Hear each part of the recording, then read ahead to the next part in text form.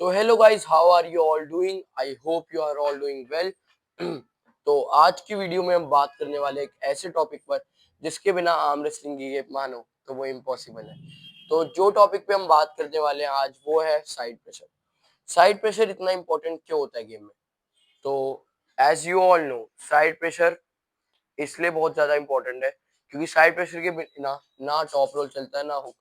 Usually game में जो components होते हैं जैसे supination, pronation, thumb pronation, cupping, ठीक है, तो इन सब के बिना तब भी एक फैक्टर अगर कम होता है तो गेम चल जाते हैं क्योंकि तुम एज अ हुकर हो।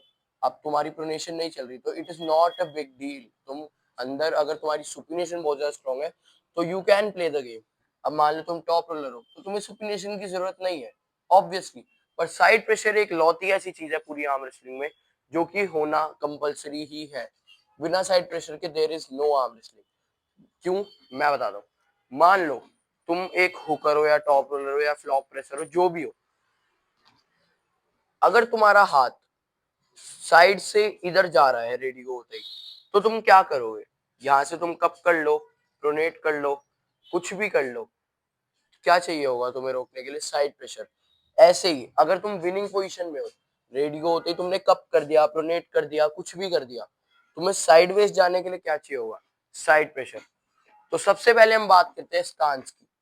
साइड प्रेशर स्टांस में लाने के लिए क्या हमें चाहिए होता है? तो साइड प्रेशर में मैं एक और चीज बता दूं, जो हमारी पेक की मसल होती है वो भी स्ट्रांग होना बहुत इंपॉर्टेंट होती है क्योंकि उसी से जो हमारी मेन पावर है वो जनरेट होती है। तो एज अ हुकर तुम्हारा स्टांस साइड प्रेशर को इन्वॉल्व करके कैसे दिख सकता है? पहले मैं आपको स्टांस दिखाता हूँ एज अ हुकर जो कि साइड प्रेशर इन्वॉल्व नहीं कर रहा। आपने अपनी हाइट ली हुकर एज अ हुकर में और आपने एल्बो सिर्फ रख दी, ठीक है, और अब तुम ऐसे खड़े हो गए। ये हुकर्स का स्टांस नहीं है। क्यों? क्योंकि इसमें साइड प्रेशर इन्वॉल्व नहीं है। अगर तुम्हारा हाथ अपनी एल्बो के बिल्कुल सामने आ रहा है, लाइक जो हमारे ओपोनेंट की चेस्ट पे होगा, तो कुछ नहीं होगा। उस ओपोनेंट का हाथ हमारा ऐसे होगा जो उसका साइड इन्वॉल्व हो रहा है, और हमारा हाथ ऑलरेडी बाइसेप गेम पर आ जाएगा जो कि बहुत डेंजरस है और जिसमें विनिंग चांसेस बहुत कम हो जाते हैं। तो हमें क्या करना है? जैसे कि आपने जिम में भी देखा होगा, बहुत लोग ऐसे इन्वॉल्व करके, बिल्कुल चेस्ट को इन्वॉल्व करके एक्सरसाइज मारते हैं, वैसे ही आर्म रेसलिंग है। हमें क्या करना है? हमारी चेस्ट को ऐसे कुछ एक मूवमेंट होती है जिम में भी, वैसे ही मूवमेंट इन्वॉल्व करनी है और हाथ को हमेशा शोल्डर के इनसाइड रखना है। क्यों? क्योंकि हाथ जैसे ही शोल्डर के आउटसाइड जाता है, एक तो हमारी पावर डिक्रीज होती है, हमारे साइड प्रेशर की इन्वॉल्वमेंट डिक्रीज होती है, प्लस हम एक लूजिंग पोजीशन में, तो यहाँ पे गेम हमारे बाइसेप पे आ जाती है। और अगर हम इस एंगल में जाएंगे तो ये ब्रेकिंग एंगल होती है। तो इसलिए साइड प्रेशर मारना बहुत इंपॉर्टेंट होता है क्योंकि अगर एक बारी तुम लूजिंग पोजीशन में चले गए और तुमने एक गलत मूव कर दी तो तुम्हारी लाइफ टाइम इंजरी भी हो सकती है। इसलिए हमें अपना हाथ हमेशा अपने शोल्डर के इन रखना चाहिए, चाहे वो लूजिंग पोजीशन ही क्यों ना हो। अगर तुम्हारा हाथ मान लो लूजिंग पोजीशन में यहाँ आ गया है तो तुम कुछ नहीं होता, एल्बो ट्रैक करो, जहां पे हाथ आया, फिर एटलीस्ट एल्बो करके यहाँ पर तो आओ। शोल्डर के अगर हाथ इनसाइड नहीं रहेगा तो गेम बहुत ही ज्यादा इंजरी से भर जाएगी। तो इससे अच्छा हम क्या करेंगे? रेडी होने से पहले जो हमारा स्टांस बनेगा वो कुछ ऐसा होगा, एल्बो को पैड के इस साइड रखना है यहाँ पर, और साइड प्रेशर को पूरा इन्वॉल्व करना है, और फिर शोल्डर के हाथ हमेशा इस साइड रहना है। और हमें क्या लगता है गेम क्या है? हमें लगता है गेम ये है। नहीं, मान लो तुम एक एडवांस एथलीट भी हो, तुम्हारी कपिंग बहुत स्ट्रांग है, प्रोनेशन बहुत स्ट्रांग है, पर उसका फायदा क्या होगा जब तुम्हारा साइड प्रेशर ही नहीं होगा? तो इसलिए, तो जैसे कि स्टार्ट होने वाली है गेम, तो आपको क्या करना है? अपने हाथ को इस साइड में साइड इन्वॉल्व करके इस साइड पे पुश करना है, ये इस साइड पे पुश करना है। तो मतलब वो कैसे दिखेगा? एल्बो रखी, उसके बाद यहाँ पे साइड जाएगा, यहाँ पे। तो अगर यहाँ पे साइड नहीं गया तो तुम्हारी गेम की तो स्टार्ट होगी वो बहुत ही बुरी हो सकती है। उसके बाद मैं आपको कुछ ऐसी एक्सरसाइजेस बताने चाहता हूँ।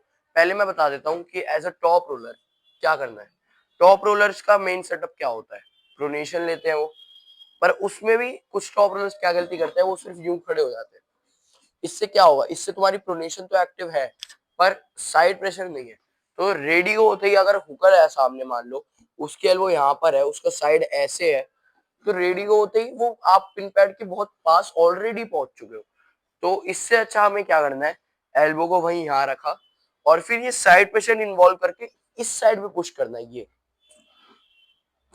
तो अब मैं आपको कुछ ऐसी एक्सरसाइज बताने जा रहा हूँ जिससे आप अपना साइड सेंटर जो है मेनली वो अपना इंक्रीज कर सकते हो।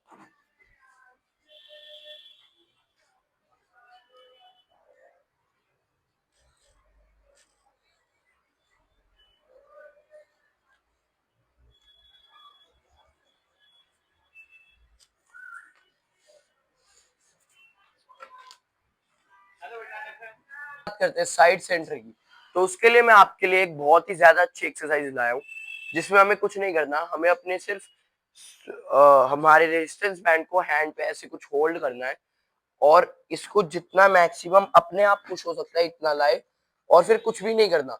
तो मैं बस ये,